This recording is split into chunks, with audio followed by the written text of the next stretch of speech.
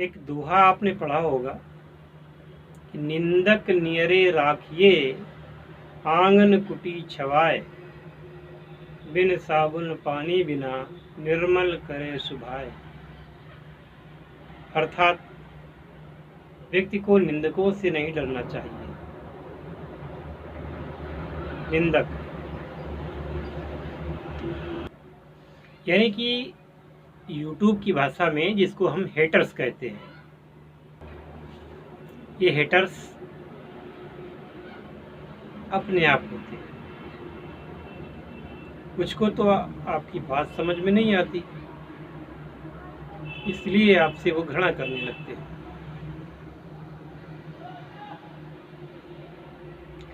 कुछ लोगों का जो मानसिक धरातल होता है वो इतना निचले स्तर का होता है कि वह एक अच्छी बात को समझने का मादा ही नहीं रखते। इस वजह से वो घृणा फैलाते हैं और निंदा करते हैं। परंतु फेसबुक पर और यूट्यूब पर हमारे जैसे जो क्रिएटर्स हैं उनको गालियाँ क्यों मिलती हैं? मैं दूसरों की बात तो नहीं जानता, मैं इतना जानता हूँ कि कभी कभी एक आपने कथा सुनी होगी, एक लोमड़ी की। एक लोमड़ी थी, वो जंगल में एक अंगूरों का पेड़ देखा। उसने अंगूरों के गुच्छे लटकते हुए देखे। किसी पेड़ में वो अंगूर चढ़े हुए थे। क्योंकि अंगूर की तो बेल होती है, पेड़ होता नहीं है, तो वो ज़्यादा ऊंचे थे। उसने काफ़ी कुछ कोशिश की लपकने की, काफ़ी कुछ उसने उछल कूद की। इसके बाद निराश हो गई। निराश होने के बाद में वह वापस जाने लगी। तो किसी ने पूछ लिया कि भाई क्यों, क्या हुआ? तो उसने कहा ये अंगूर खट्टे थे, मैंने इसीलिए उनको तोड़ना उचित नहीं समझा, क्योंकि वो अंगूर खट्टे थे। इसी प्रकार से चैनल पर बकवास करने वाले लोग उन्हीं चालाक लोमड़ियों की तरीके से हैं। और कुछ एक लोग तो मैं समझ नहीं पा रहा था कुछ दिनों से, पर परिणाम सामने आ गया। एक कभी मेरा मित्र हुआ करता था, जिसके घर करीब 3 साल पहले मैं गया था। 2 दिन उसके यहाँ रहा। उसको चैनल बनवाया उसका। इसके बाद में कैसे क्या करते हैं वो सब सिखाया। थंबनेल बनाना सिखाया। जब वो अपने चैनल पर लोगों को गालियां देता था तो उसको मैं समझाता था कि जनता जनार्दन है, इनको गालियां देना उचित नहीं है। काफ़ी दिनों से, बल्कि कई वर्षों से मेरा उसका एक संबंध था और मैं समझता हूँ कि मैं उसका अच्छा मित्र हूँ। वह करीब 6 महीने पहले यहाँ आया भी था, 3-4 दिन रुका भी था और हमारे साथ में एक वीडियो भी बनाया था। और वो वीडियो आप लोगों ने पसंद भी किया था। आज मैंने उसका वीडियो चैनल से डिलीट कर दिया है और आशा है कि वो भी मेरा वीडियो चैनल से अपने डिलीट या तो कर चुका होगा या तो कर देगा ये वीडियो देखने के बाद। क्योंकि ये चीज़ तो आप जानते ही हैं कि जब कोई किसी से घृणा करता है किसी वजह से, तो वह उस पर ध्यान ज़्यादा रखता है। तो ऐसा व्यक्ति वो वीडियो ना देखे मेरा, ऐसा हो नहीं सकता। और उसके तथाकथित मैं उनको कौन सा नाम दूं जिनसे वो मेरा फ़ोन नंबर दे करके गालियां दिलवाता है। मैं उसको क्या नाम दूं, क्या उसके बारे में कहूं।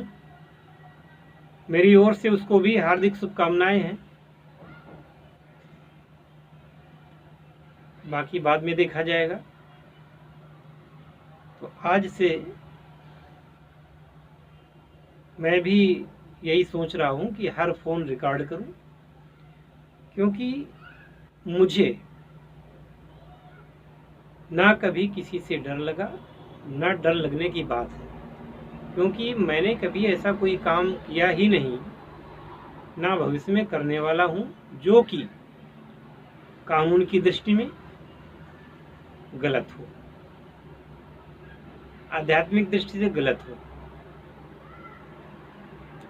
तो मैं तो यही समझता हूं कि निंदक नियरे राखिए, आंगन कुटी छमाए, बिन साबुन पानी बिना निर्मल करे सुभाए। दूसरे ये कि रामायण की रचना करते हुए, रामचरितमानस की रचना करते हुए गोस्वामी तुलसीदास जी ने संत और असंत दोनों के लिए कहा है, बंदो संत असज्जन चरना। तो आगे वो कहते हैं कि बिछुरत एक प्राण हरि लेही, और मिलत एक दुख दारुण देही। यानी कि एक तो बिछुड़ने पर प्राणों का हरण करता है, और एक मिलने पर दारुण दुख देता है। तो संसार में सभी प्रकार के लोग हैं। मेरे जो सुधी दर्शकगण हैं, जो सच्चे मन के दर्शकगण हैं, मैं जानता हूं कि वो मुझसे प्रेम करते हैं और करते रहेंगे, और मैं भी उनके प्रति प्रतिबद्ध हूं कि वो उनके जीवन के हर एक क्षण में मैं उनका सहयोग करने वाला हूं और उनके कष्टों का हरण करने वाला हूं। क्योंकि श्री रामचरित मानस में ही कहा गया है कि हरई शिष्य धन शोक न हरई, सो गुरु घोर नरक मह परई। शिष्यों के धन का हरण करना और उसके शोक का हरण न करने वाला गुरु, वह ठीक नहीं होता। मेरा हमेशा से एक ही स्वभाव रहा है, बातों की चकाचौंध, बातों के छल्ले बनाना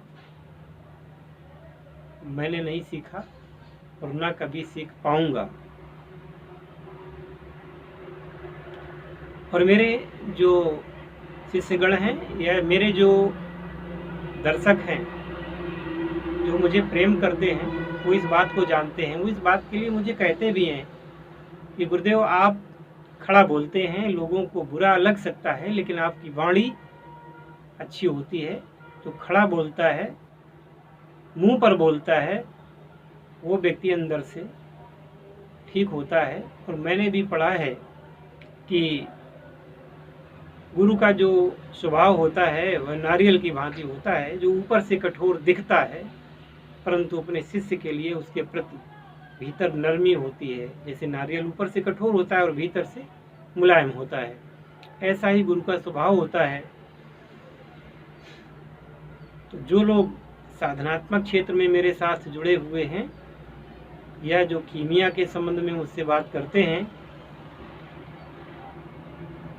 बिल्कुल भी डरने की जरूरत नहीं है, कोई दिक्कत नहीं।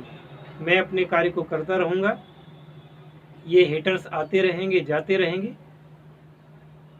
और ना तो मैंने किसी को नंबर 2 का काम करना सिखाया है, न कभी सिखाऊंगा। जो कुछ भी कर रहा हूँ पूर्ण रूप से ठीक है, गलत बिल्कुल भी नहीं है।